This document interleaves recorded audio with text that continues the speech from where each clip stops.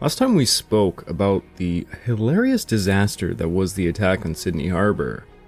Then I proceeded to do a podcast solely on Mr. Douglas MacArthur and his great blunder of the Philippines defense. I really do hope you enjoyed my banter about MacArthur and got more of a sense of what the man was really like, because he is going to be very important going forward. Today, we are beginning a new phase of the New Guinea campaign, and Douglas MacArthur will be playing a very heavy hand in it. The Japanese war planners did not give up on taking Port Moresby after the failure of Operation MO. Operation MI, aka the Battle of Midway, would complicate their war plans considerably, but they would still put major efforts into taking Port Moresby and strangling Australia into submission. It is time to start talking about what the Japanese called Green Hell, the story of the New Guinea campaign. This episode is the first raids on New Guinea.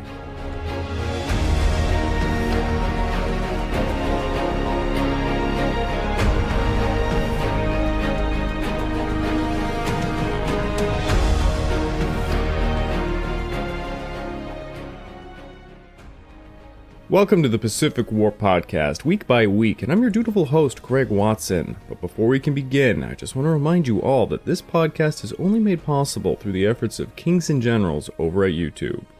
Perhaps you want to learn a bit more about World War II? Kings and Generals has an assortment of episodes on World War II and much, much more, so go give them a look over at YouTube.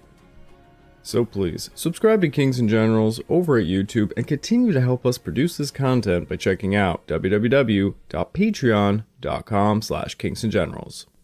And hey, if after all that you are still hungry for some more history content, why don't you give my personal channel a look, the Pacific War channel over at YouTube, where you can find a few videos going as far back as the Opium Wars of the 1800s all the way to the end of the Pacific War in 1945.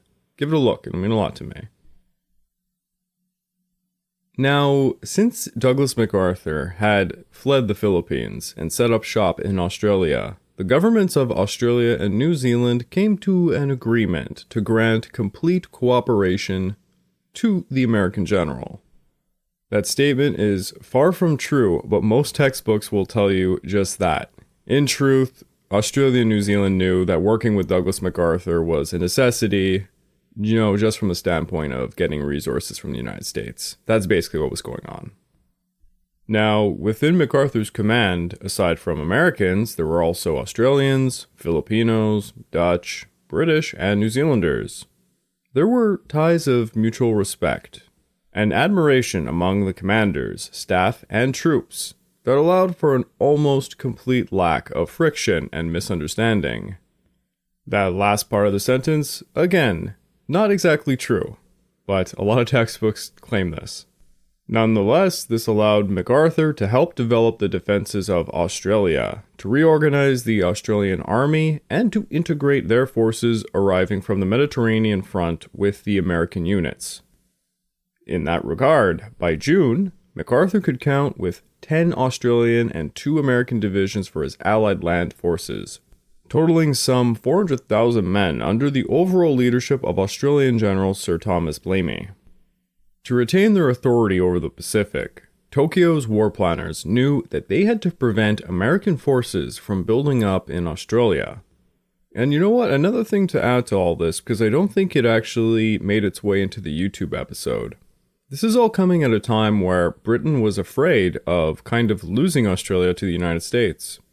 You see, because of, the Pacific War, the ties to Britain from the Australian point of view were kind of being severed. Australia was not too happy about having all of their boys fighting in North Africa and Europe when they needed them back home defending themselves and their country from the Japanese. And who ends up being arguably a greater ally to them in these dire times? Well, it's Uncle Sam. Indeed, if you read, let's say, books from Sir Winston Churchill, his thoughts on it are actually pretty interesting, and he talks a lot about the fear of losing Australia to the Americans. And the camaraderie that we see today between America and Australia really was built during the Pacific War.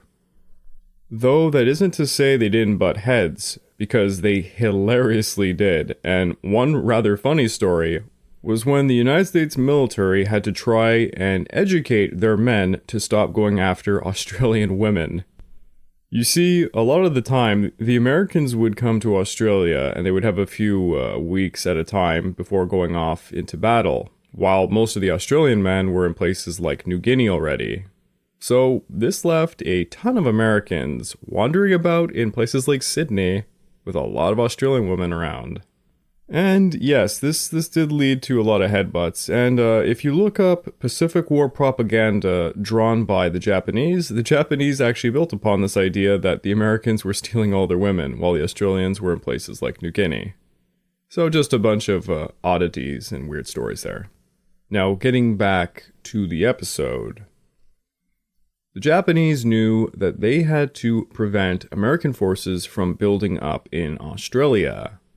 How to do this was an overarching question that would dominate the Japanese military policies throughout the Pacific War. The IJN and the IJA heavily disagreed with each other on the answer to this very question. The Navy wanted to occupy at least Australia's northeastern portion, which is absolutely crazy, but the Army was against this, probably because, well, like I said, it was batshit crazy. Close to 1 million troops were stuck in the China War and along the Manchurian borders with the USSR.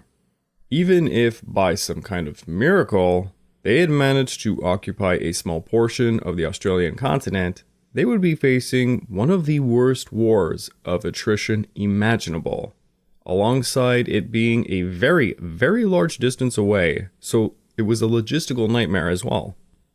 The IJA favored instead a naval blockade, to sufficiently isolate Australia from the United States and to strangle her. A much more sensible idea, to be honest. Regardless of the IJN and IJA bickering, the key to putting some hurt on Australia was New Guinea, from which bombers could threaten Australian cities and the IJN warships could patrol Australian waters and ports. When the Pacific War kicked off, Australia was in a terrible position. 4 of her combat divisions were serving in North Africa and on the Malayan Peninsula, as were 9 of her RAAF squadrons. 5 of her cruisers were stuck performing operations in the Indian Ocean and the Mediterranean. She had 1 armored division with no tanks, and virtually no trained soldiers left to defend the nation of 7 million people. The defense of the continent was left to a militia. Air defense for her 300 million square miles was left pretty much to 29 Hudson bombers and 14 PPYs. Defense against air attacks would also rely upon a small number of Australian-built training planes called Wirraways, which were pretty much useless in aerial combat. They were training planes after all. These were the conditions of January of 1942. Fast forward to June of 1942, the Battle of Midway was a devastating loss for the IJN. 4 fleet carriers sunk, 228 aircraft lost, with 121 of Japan's most experienced and virtually irreplaceable pilots. The Japanese would struggle until the very end of the war to replace the carriers, aircraft, and pilots. But Japan was not even remotely close to being beaten. Still, stunned by their loss at the Battle of Midway, the IJN began to worry that the American fleet might begin counterattacking them in their own home waters. On June the 11th, the planned invasion of New Caledonia, Fiji, and Samoa, part of Operation FS, originally set for July, had to be postponed, and subsequently it would be cancelled around 2 months later. On June the 7th, a meeting of the operations staff of both the IJN and the IJA agreed, quote, "Research will be immediately undertaken to find out if Port Moresby can be invaded by an overland route." Now, Operation FS was supposed to take place after the successful destruction of the Pacific Fleet at Midway. The operation's aim was to completely neutralize Australia by cutting it off from the United States.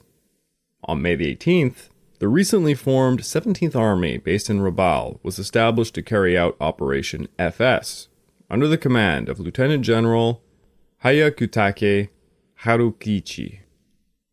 5 days after the IJN and IGA reached their agreement on requiring an overland route to Port Moresby, the IGA instructed Lieutenant General Hyakutake that he was to cooperate with the Navy in devising a plan for the capture of Port Moresby by means of an overland route from the east coast of New Guinea.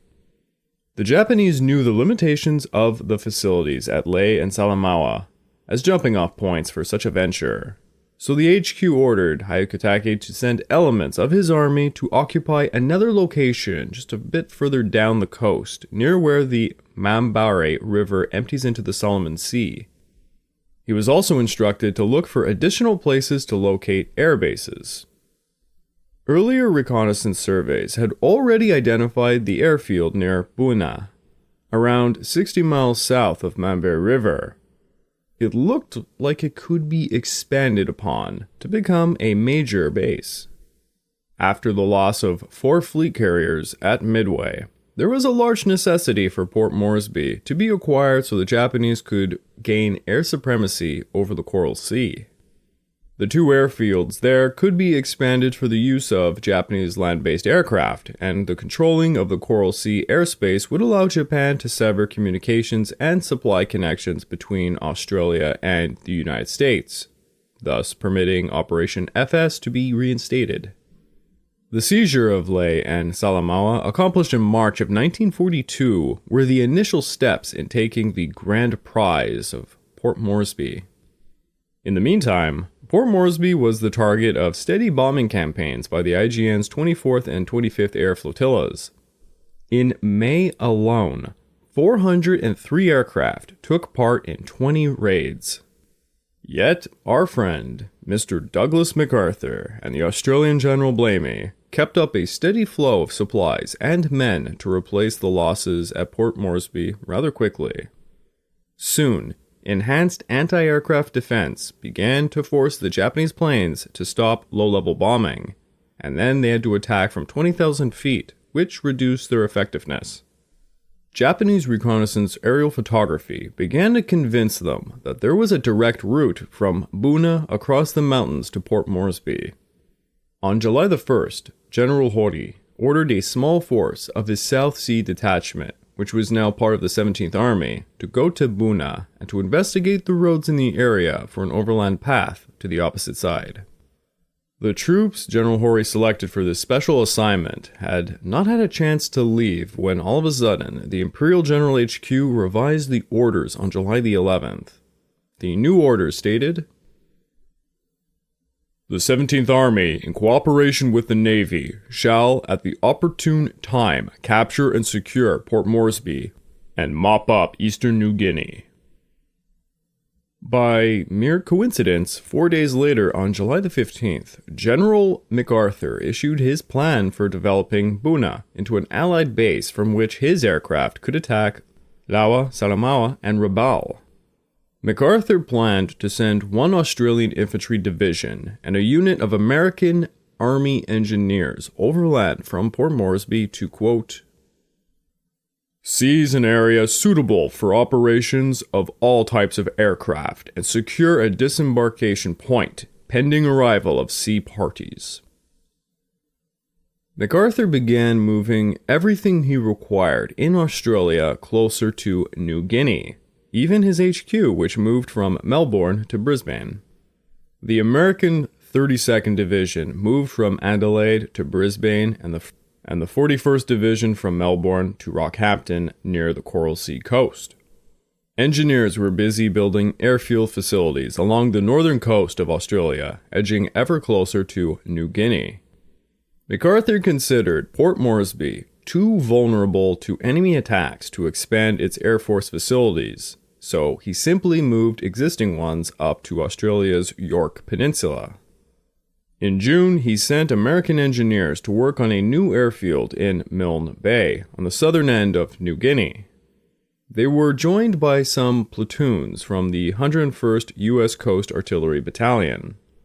Their job was to build and defend an airfield capable of handling heavy bombers at a place called Gilly Gilly. This base would secure the southern end of the Owen Stanley Range and reduce the possibility of Japanese forces encircling Port Moresby. MacArthur and Blamey eventually sent the Australian Brigadier John Field to Milne Bay with the 7th Brigade. This force had combat infantrymen, engineers, anti-aircraft batteries, and an anti-tank regiment battery as well.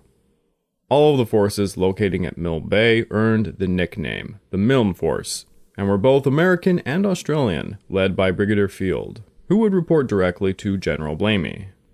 It's honestly quite interesting when you think of it in the grander scheme of things during this war. The IJN and IJA legendarily had problems with each other that resulted in them literally going to war with another. This was to a lesser case the same situation for the American Navy and Army. Yet here we have Americans and Australians having to fight side by side with each other, under American or Australian commanders. And with just about any book that you read, for the most part, they were quite friendly with each other. Things went actually very well. It's a very surprising case when you consider all the other cases in World War II that go horrifyingly wrong. I myself am a Canadian, and us Canadians and Americans have this kind of special relationship, and this extends into our military. We do a lot of military actions together, and for the most part, we're always friendly like this. But this was the first time that Australians really had to brush shoulders with Americans. And this could have gone south real quick, but it didn't. And it evolved into basically the same kind of relationship Canadians and Americans have had for quite a long time at this point. And for all of you Kiwis out there, of course you're involved in this as well. I should probably be calling it ANZAC forces, but unfortunately the textbooks always just refer to it as Australian forces. Now, MacArthur planned to have a force of 3,200 men in Boona by early August to build airfields to accommodate fighters and bombers as a complement to the airfield at Milne Bay. In the meantime, MacArthur and Blamey would have to deal with Lae and Salamaua. The Japanese had been increasing their number of sorties from these two airfields against Port Moresby, and on occasion, targets on the Australian mainland. Because they did not yet have a substantial force to use against Lae and Salamaua, both generals agreed early on to instead use what the Australians called independent companies to harass them and hinder their operations. These independent companies were basically what you could think of as today as special forces, men who were trained for irregular warfare tactics. If you recall way back when, there were still remnants of small Australian forces that had to resort to guerrilla warfare, and they were performing reconnaissance on the Japanese this entire time. Many of these men were members of the New Guinea Volunteer Rifles, NGVR. For weeks, they would clash with the Japanese, and they had the assistance of local tribes. In April, General Blamey sent an independent company, the 205th, to Port Moresby to prepare for reinforcing the NGVR in the area of Markham Valley, some 250 miles northeast of Port Moresby. The valley ran west from Lae into a gold-producing area near Wau. In late April, the enemy was expanding its bases and improving runways, pushing the Allies to take some action. General George Allen Vasey, a deputy chief of the Australian General Staff and a close confidant of General Blamey, and the American General George Brett, commander of the Allied Air Forces, was involved in a specific meeting.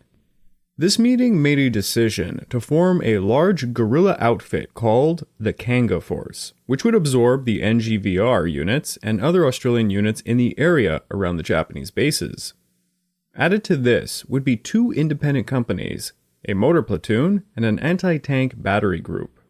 The purpose of the Kanga Force would be to perform reconnaissance and, when feasible, conduct small raids. By May, General MacArthur told General Blamey that he had hoped the time was now near to make some limited offensives against Lae and Salamaua, and possibly even retake their airfields. But General Blamey explained the difficulty of moving men and materials into the area, prompting MacArthur to ask General Brett to provide aircraft to move the Kanga Force. Throughout May, June, and July, the Kanga Force harassed and prevented the Japanese from expanding their areas of control. Meanwhile, over in Washington, military planners were looking for ways to take advantage of their victory at Midway. MacArthur and Blamey argued for operations in New Guinea. However, Admirals King and Nimitz were planning operations against the southern Solomon Islands. Their goal was to drive up and hit Rabaul, one of the mightiest Japanese bases in the Pacific. From the very start of the war, the British gradually believed Admiral King was staunchly opposed to the Europe First strategy, but this was untrue. Admiral King strongly believed in the Europe First strategy, but he was an aggressive admiral and he did not like leaving a single resource idle.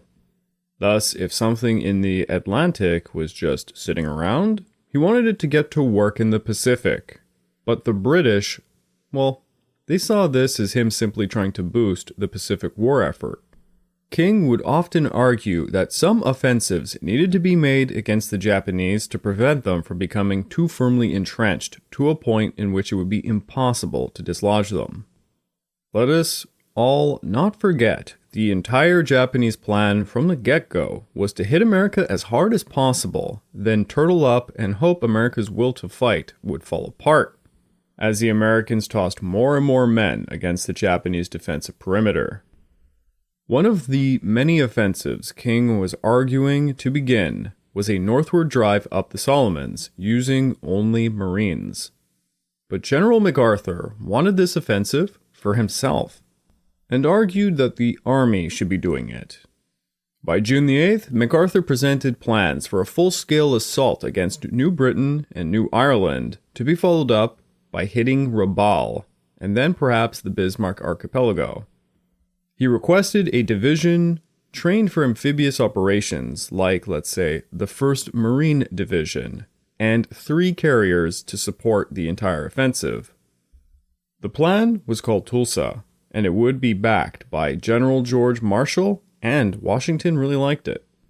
Now, everyone agreed on the desirability of Operation Tulsa, and the need to speed it up. But conflict came when Admiral King demanded the operation be commanded by the Navy. King argued the operation had to be commanded by the Navy because, quote, "It was primarily of naval and amphibious character." Well, MacArthur disagreed with this and said the army needed to lead the offensive because the objective of the command was in his Southwest Pacific area. Thus, the issue of command became a heated argument between the U.S. Army and Navy. MacArthur was denied the Marine Division and the carrier support, because honestly that was really crazy of him to ask for.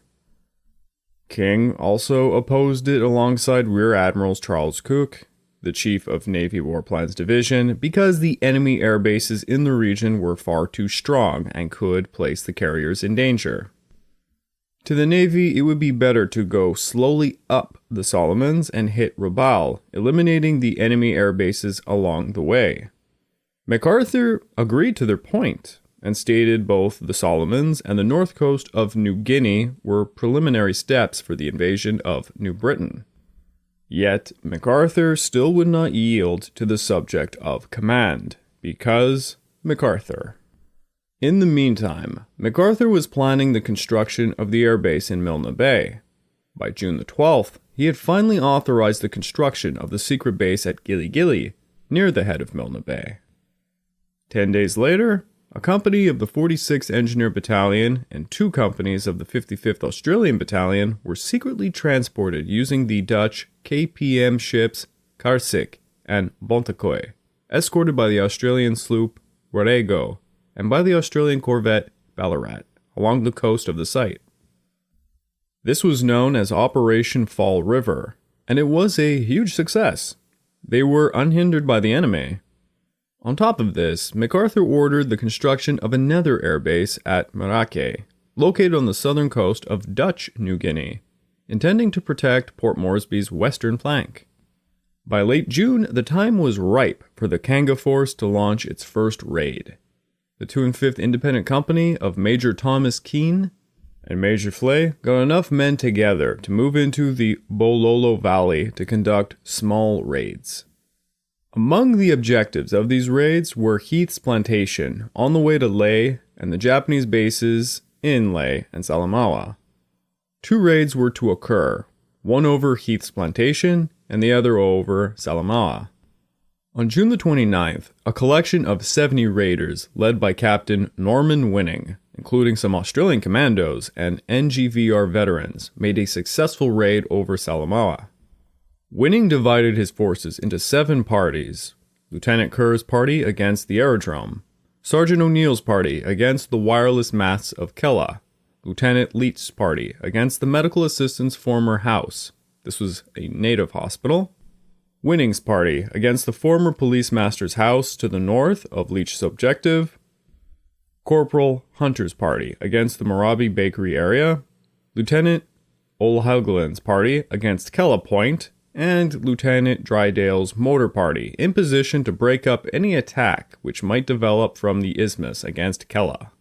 This was a highly sophisticated raid. A lot of different objectives to be taken, a lot of moving pieces. And it was very impressive. It inflicted an approximate 100 casualties upon the enemy. They captured vital documents showing plans for the future Japanese landings at Buna and Milne Bay. They also blew up some bridges, houses, and, well, the native hospital, which sounds a little bit awful, all without losing a single man. In addition to this, a motor party fired 36 motors over Salamaua, scorching the area. By midday, the raiders were gone like ghosts. The Japanese were understandably nervous after this raid, so they decided to reinforce Salamaua with 200 more soldiers. 2 days later, another company of 70 men, under Major Keane, launched a raid over Heath's plantation. Under some really heavy rain, the raiders stealthily got in and killed the sentries, before blowing up a bridge, causing chaos for the Japanese. In a firefight that pursued at the plantation, around 40 Japanese were killed.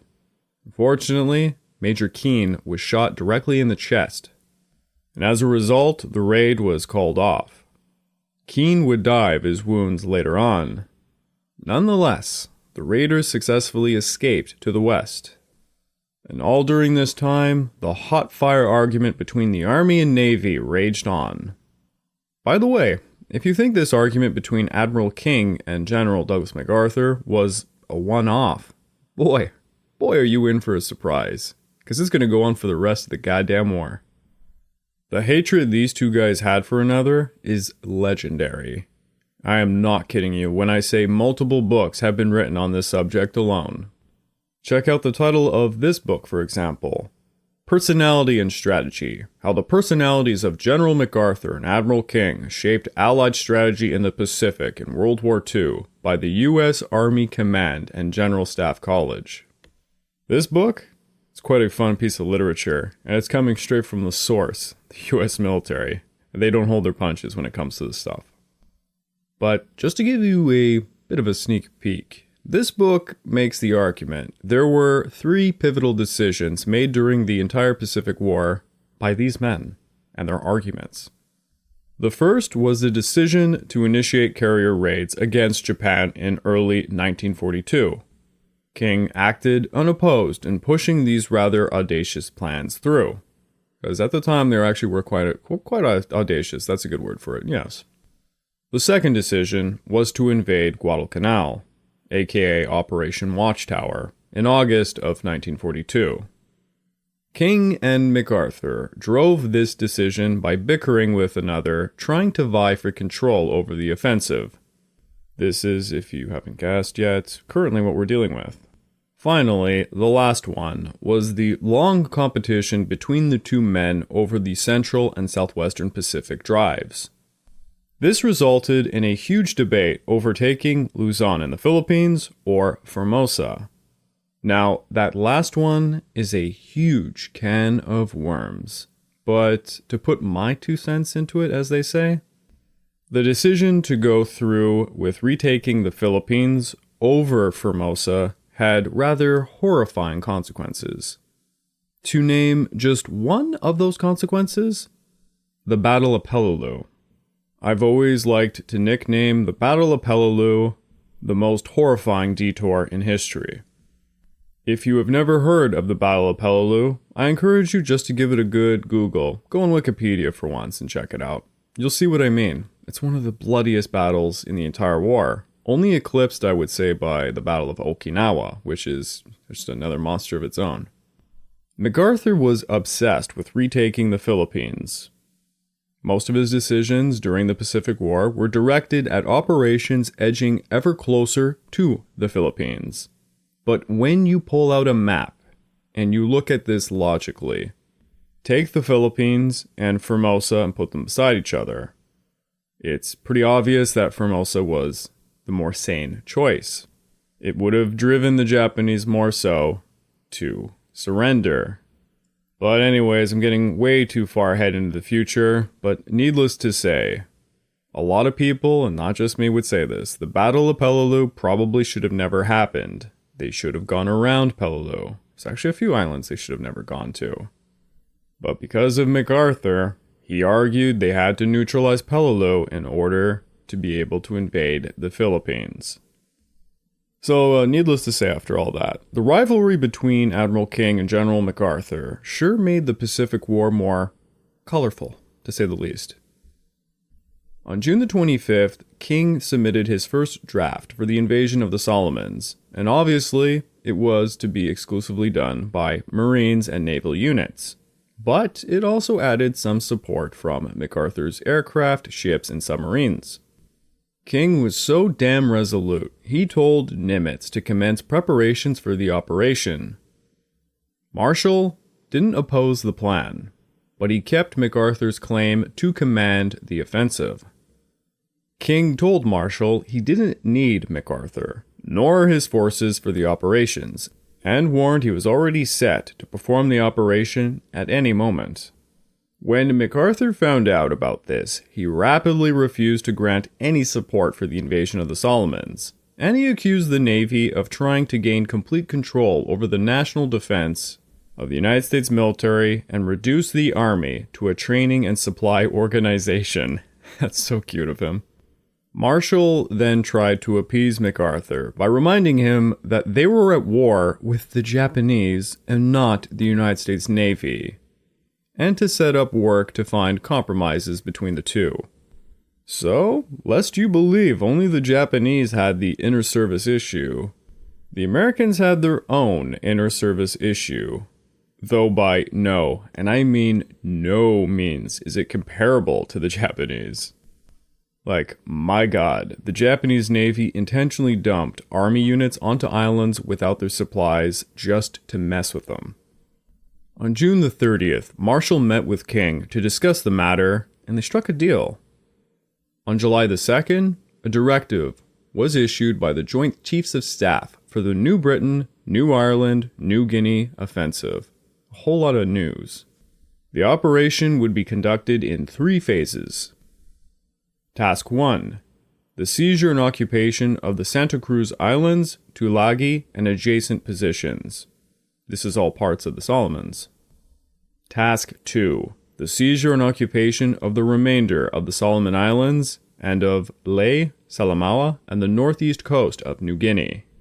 Task 3. The seizure and occupation of Rabaul and the adjacent positions in New Guinea and the New Ireland area.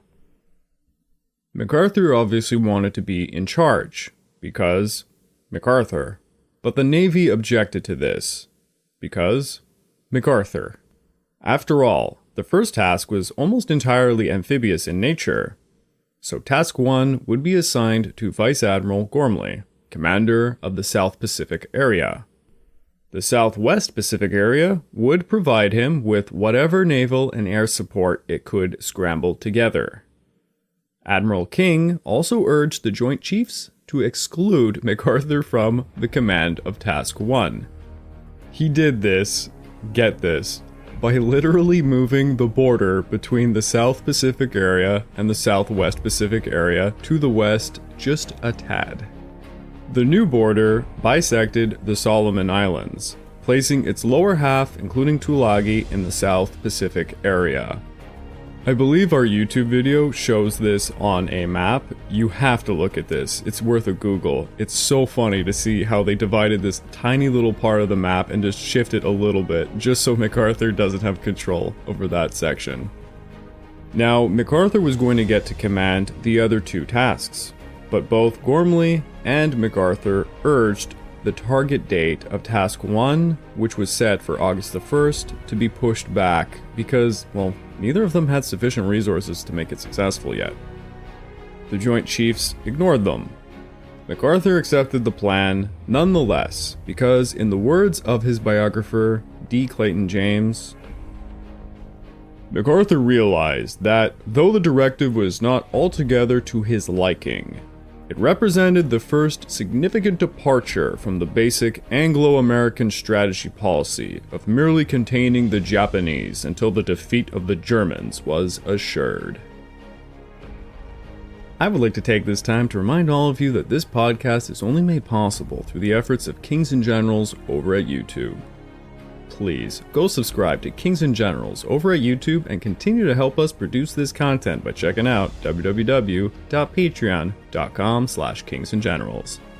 And hey, if after all that you are still hungry for some Pacific War content, why don't you check my personal channel out, the Pacific War channel over at YouTube, where I do cover that really bloody and stupid Battle of Peleliu I was talking about before. Give it a look, it'll mean a lot to me. So, Admiral King and General Douglas MacArthur's bromance would continue to rage from this point going forward. The war between the Army and the Navy would subside. Now and then, when they remembered, they were at war with the Japanese, and could, when pushed, come to some compromise.